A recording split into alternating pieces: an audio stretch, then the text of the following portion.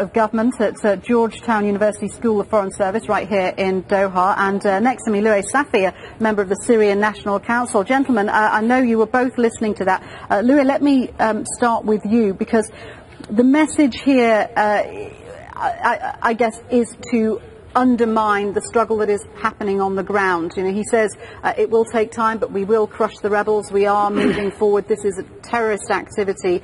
What message do you see here?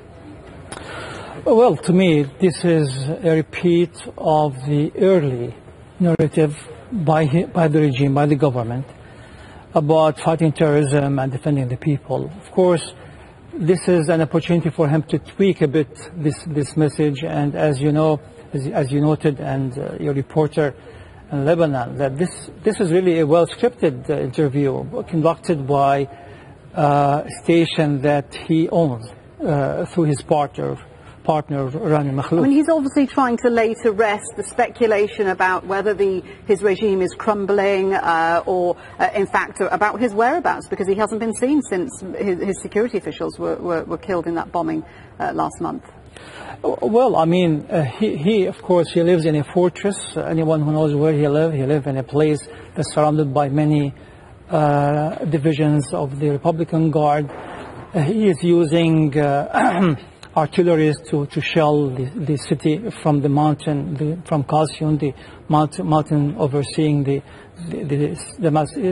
city of Damascus. So I think he is currently well protected, but that's really beside the issue. What is very clear is that he lost all his ability to lead as a president, and now he is leading as a commander-in-chief, using his military against his own people. Of course, the interview gave him the opportunity to explain that out and talk about, well, I'm using my military to defend the country because these people are part of the enemy. There's a conspiracy by the West, and I guess by the whole world, because they call it universal conspiracy, in fact.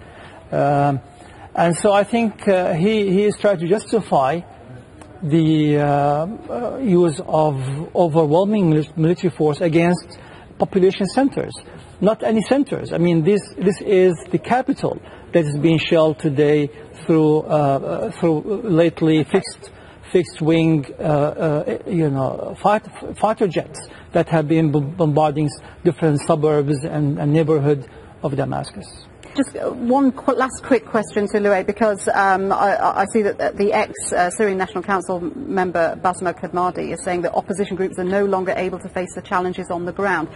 We talk about whether or not the Syrian president is in a position of strength. Are the opposition forces in a position of strength?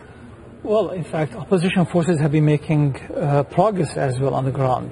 Now, we have to look at it this way. The opposition has no other way but to keep on fighting the regime, because the regime is not willing to have any political solution, despite what the president has been trying to persuade us. Okay.